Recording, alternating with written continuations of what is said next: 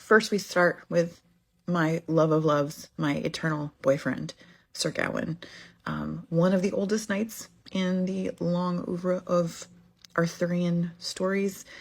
Initially, in the early Welsh stuff, gets super strong during the middle of the day around noon, so the sun and sort of Helios stuff a little bit in his world. Also, in my mind, he's a massive ginger with freckles, just my way. Second, Sir Palamedes. I actually did most of my graduate work all about Sir Palamedes and Salah al-Din and the matter of Araby, as they call it, as well as the matter of Britain. Phenomenal character, because even in the Middle Ages, we had somebody coming from the Middle East who was Muslim, and one of the most amazing knights, in my opinion, as well as part of the triangle between Tristan and Isolde. Believe it or not, Palamedes had a big thing for Isolde.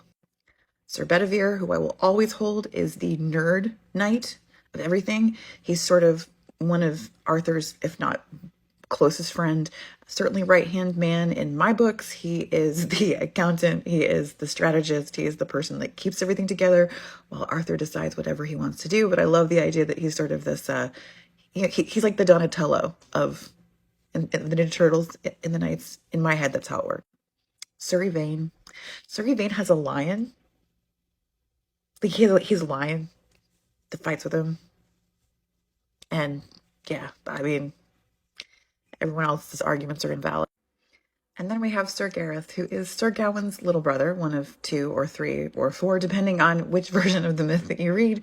And what I always loved about him is that he's the one who disguises himself as a regular person in order to get into Camelot to impress people with his skills, and ends up in the kitchens scrubbing dishes, and they call him Beautiful Hands, or Beaumains, because he has such nice hands. But he's sort of the sweet, emotional, in my mind anyway, the sweet, emotional brother.